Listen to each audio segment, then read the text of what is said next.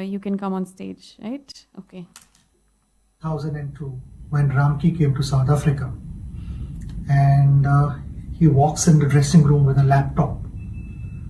But he also carried this fantastic technology with him, which changed everyone's opinion. Because initially everyone thought, oh, what is this laptop going to do in the dressing room?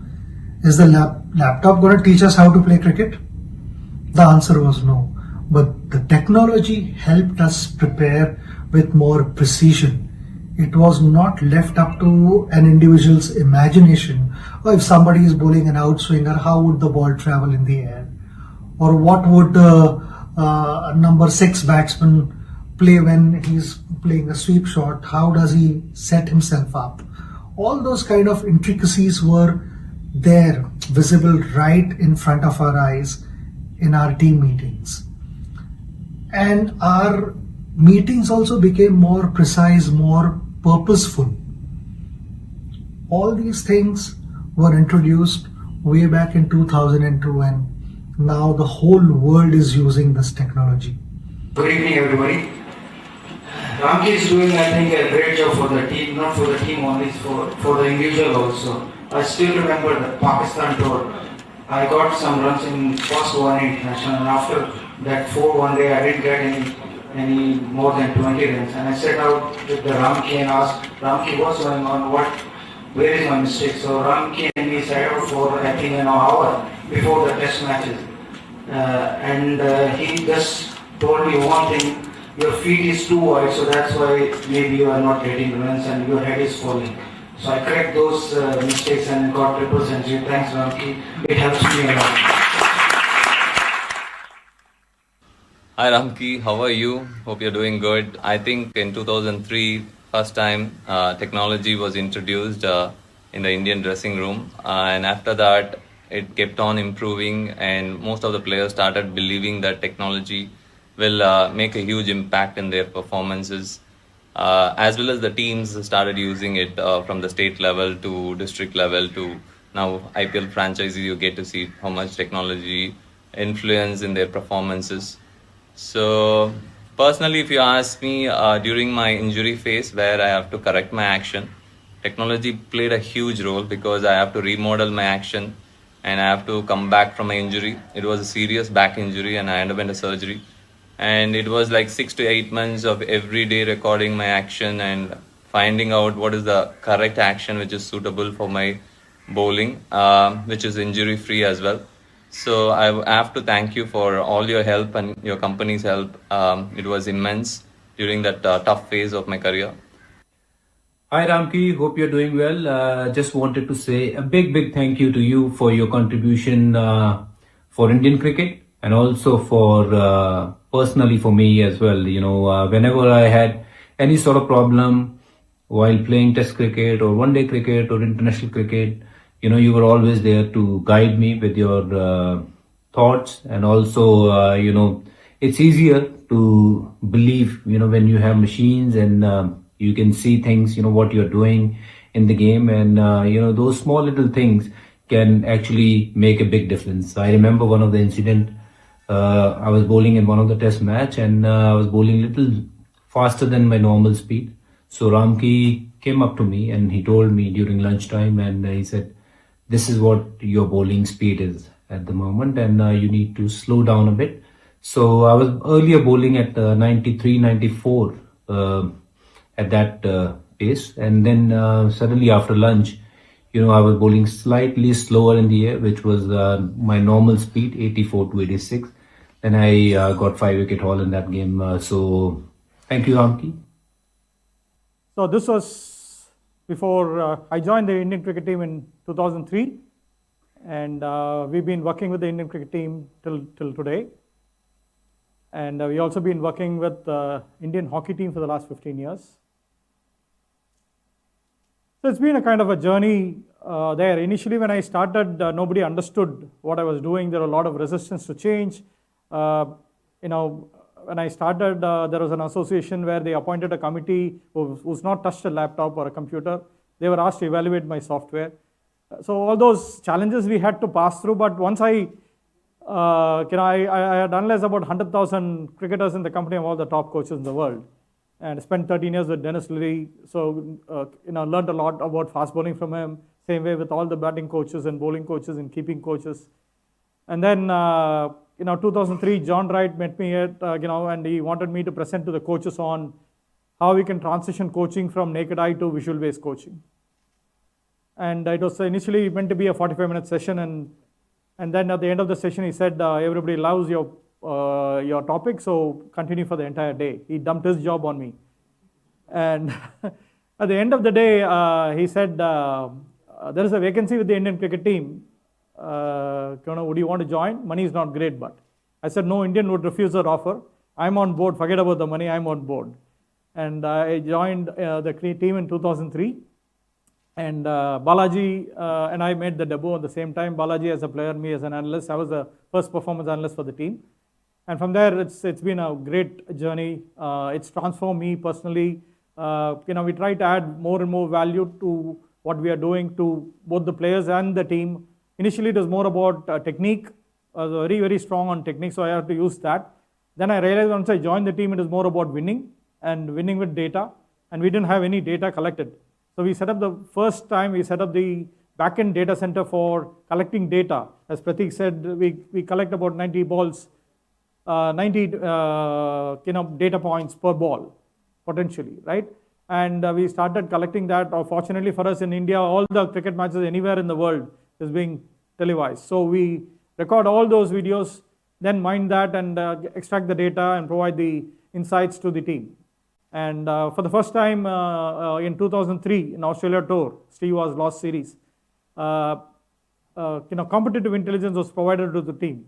Before I joined the team, I asked Rahul Dravid what kind of team meetings happen.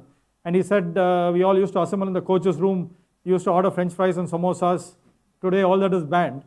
And last 5 minutes, I said, tomorrow is an important game, dil se khelo. So that was what team meetings were before.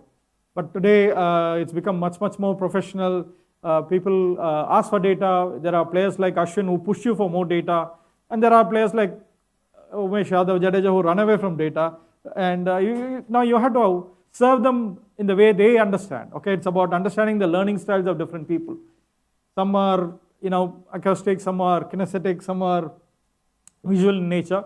So you have to serve them content in the way they can understand and absorb. Because ultimately, I believe that 25% goes into all the research and analytics, 25% goes into how well it is embedded in the subconscious mind, and 50% goes into execution. But how well you execute depends on the first two blocks.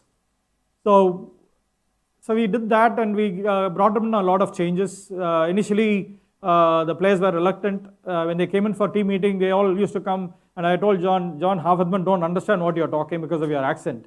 And half the time only you're talking. It's for the players, let the players talk. And so we triggered the team meeting, and the players were supposed to discuss between themselves and trigger their thought process. And we used to facilitate that discussion. And then we provided them with sheets to write down points about their opponents they're going to play. And initially people said, Ramki, we played against these guys so many times, even in sleep I can tell. Then I said, look, if I give you 1 hour of time, and if I give you videos, and I ask you to study those videos and come back, you will come up with 15 points. And one of them can be a game changer. So on that resistance to people adopting to it, and everybody came to the meeting well prepared. So all these brought in a lot of changes in the team meeting, what Sachin was talking about, how we made the team meeting more precise, more meaningful. And people, as a generation, cricketers are even more, they lose attention very fast, right? And we have to give them, they can't sit in one place for 20 minutes, so you have to give them the crux of the information very quickly in the way they can get excited, right? And so we served that information, and they came prepared for the team meetings, armed with all that. And, inadvertently, subliminally, they were preparing for the games. It's very difficult. In India, the adulation is so high that can sweep you off your feet. So that's why you have a lot of these one-series wonders, because once they perform well, the girlfriends want to have dinner with them, the sponsors want to have time from them, the relatives want to have, everybody wants that time, which is eating into their preparation time. And there are not many people like Sachin who, at the start of his career till the end of his career, spent the same time preparing for his game. He never went out on the eve of a game. The way he prepared for a game was so meticulous. And that's why he sustained for such a long period. And not only Sachin, Rahul, Lakshman, all the guys who played for 10, 15 years more, they have a discipline to continue even with all the distractions available. They were able to still focus on the core and start doing that. One of the instances where I asked Dhoni, why don't you appoint a professional manager to manage your business? He looked at me and said, Ramki, if I manage my performance, everything will get taken care automatically. He was the only player for me who talked like that. Right? He was only thinking of playing for India, which was his dream, and he focused only on that. The rest automatically happened. He didn't do anything to work towards it, right?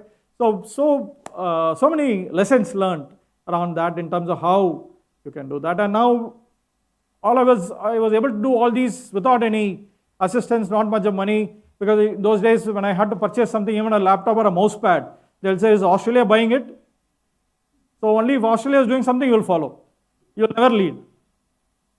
So we wanted to change that, and we wanted to make the world follow what we are doing. And today we are close to that because most of them don't have a elaborate data center like what we have in the back end, serving cricket content exclusively for them, only from a game strategy and playbook perspective and skill development perspective. Of course, data can be used for 4 purposes. One is for skill development, one is for game strategy playbook, one is for your selection auction strategies, and the 4th is obviously for fan engagement. Pratik has talked on it much more, right? So I'm going to focus on, though we've evolved from, I'm a domain guy. I was a cricketer myself. I played up to junior state, was in the state provincials, then got into technology, couldn't keep away from sports, convert sports and technology. And for the last 20 years, I've been traveling this journey, loving every moment of it. And once I get prepared for something new, then the whole technology changes, right? The last 2 years, when I wrote my business plan, I have to change it because the whole world is changing. All the business models, everything is changing today. So we have to adapt to, taking the AI journey. And with the generative AI, people talked about generative AI and the possibilities. Then we talked about the agentic AI, and we're talking about the physical AI. And I'm dreaming about physical AI. Okay, why can't I make a robotic bowling machine, a humanoid robot which can simulate various actions? I want to play against Nathan Lyon, so I can line up Nathan Lyon better if I play up against a Nathan Lyon get a similar action. And it can look at me playing and give me a report at the end of my session. So many things can be done in terms of how we can help players acquire skills faster. The whole thing is, today it took me 15 years for me to mature as a cricketer, as a state level cricketer. Can that be reduced? Can you actually develop cricketers or develop the talent in any athlete? How we can reduce the athlete development life cycle? So we can apply AI to do that very efficiently and effectively. We have identified use cases where we can do that. There are 25 million cricketers playing cricket in this country, aged between 8 and 19. Any guesses around the number of coaches?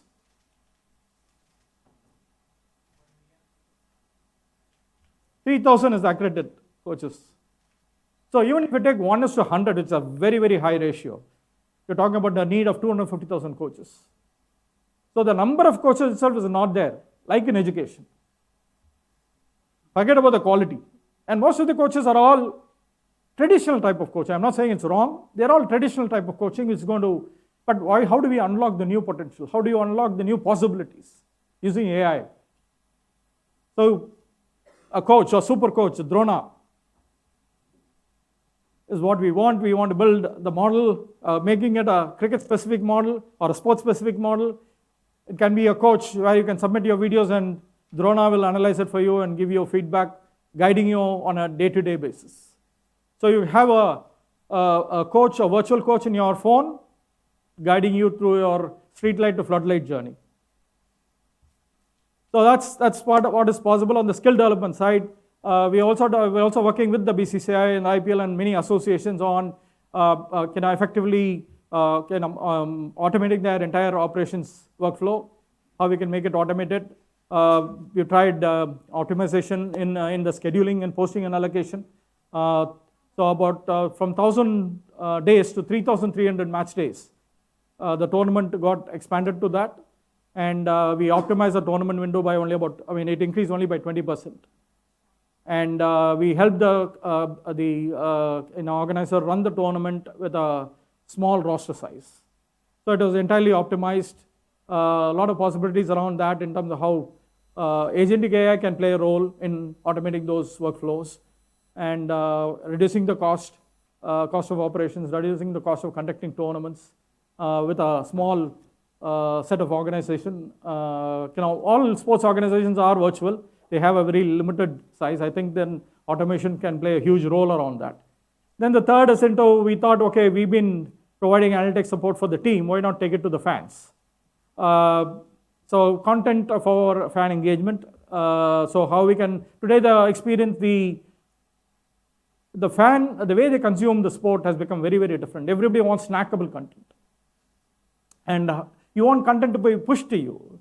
And Pratik may correct me if I'm wrong. There is more viewership on the highlights and the short form videos. People love that. People, as a generation, we just want to keep watching whatever we want and then move on, right? So why don't you put the experience in the hands of the fan?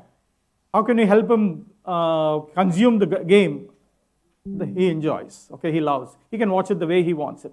He can watch the match in a linear fashion. He can watch it ball by ball, or he can watch specific moments. So give that control to the fan, and make him enjoy the sport the way he wants it.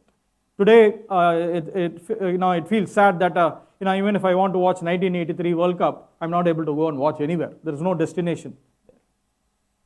Right? It's sometimes very sad that we are not able to, in a cricket-hungry country where we have such a big milestone, winning a World Cup, winning moments are precious for everybody to learn, and we don't have access to that to see and enjoy and cherish memories around it.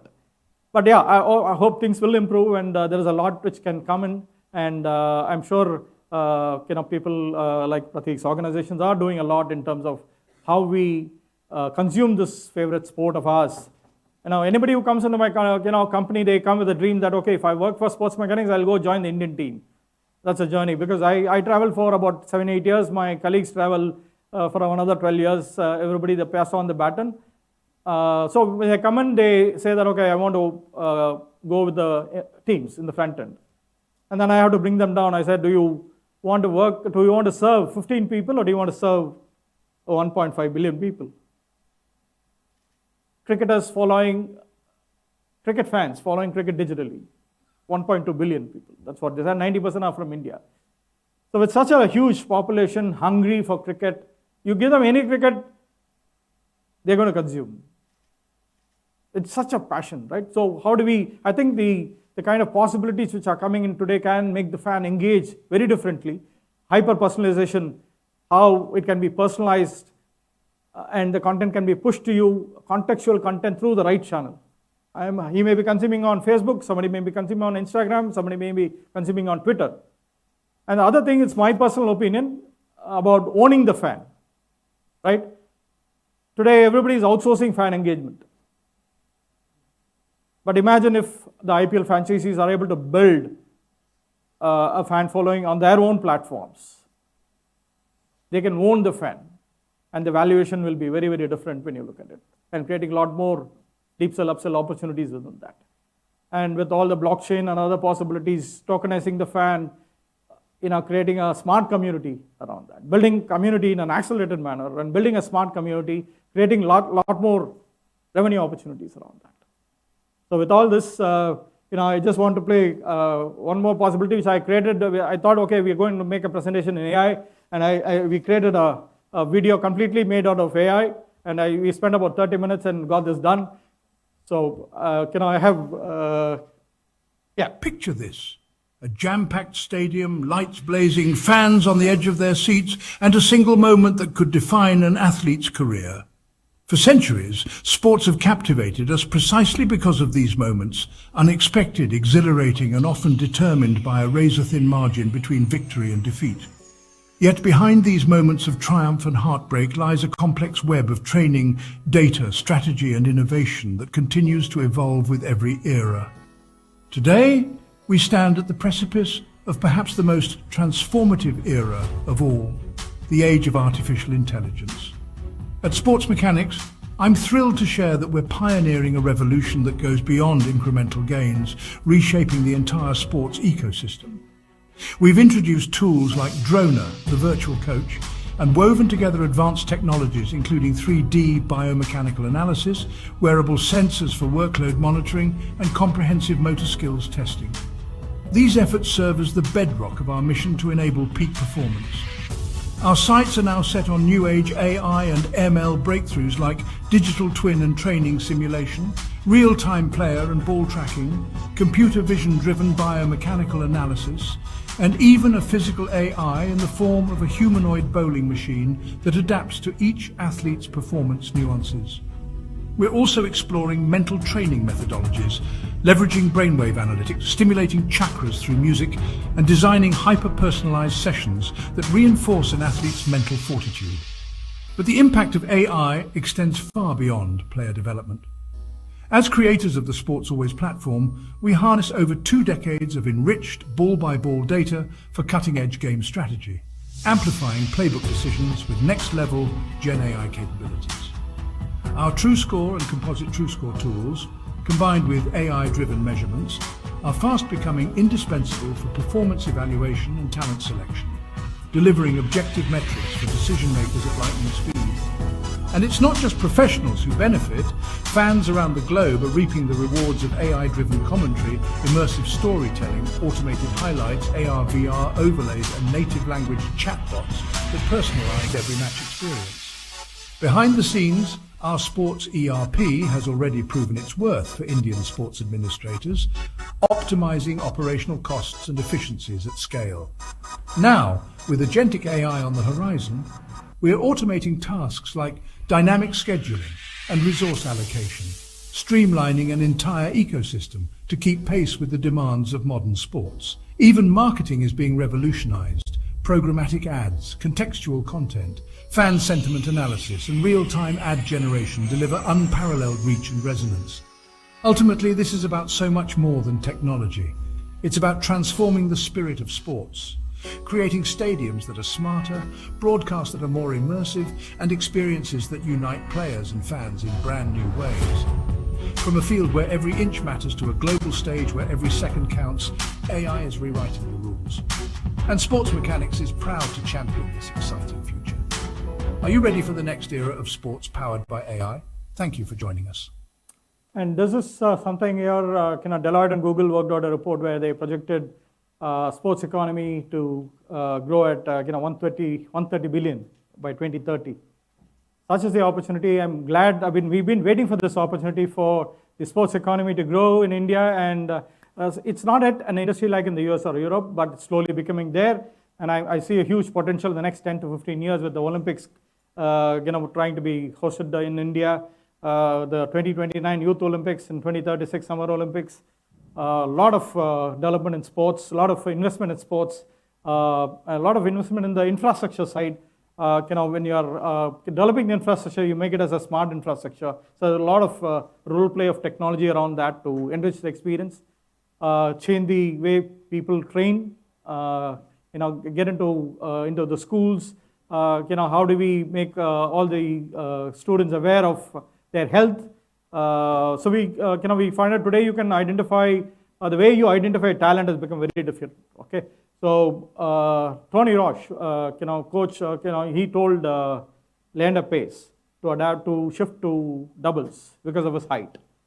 Today you can predict the height of a person at an accuracy level of 99.5%, right? Under 10 years you can do that. The variance is not very high. And you can do with a swab test, you can find out whether you're suitable for which sport. Whether you're explosive or for endurance sport. Usain Bolt is built for sprint. He would have been a disaster in marathon, suppose he had chosen that. So how can you guide a kid to choose a particular sport? It's not about, I'm interested in a sport, I'm drawn towards it. But are you suited for that? There can be a test around that also Today, the possibilities are there which can make that happen. So you can guide somebody, when Leon Lopez was told at 19, but if you can tell them at 10, then when they are starting off, they can be choosing the right sport, and they have to play multiple sport, because one sport, you are then a sitting duck for injuries. A lot of people start playing cricket at 6, but then by 11 or 13, when they are ready for representative cricket, they have injuries around. So thank you, everyone.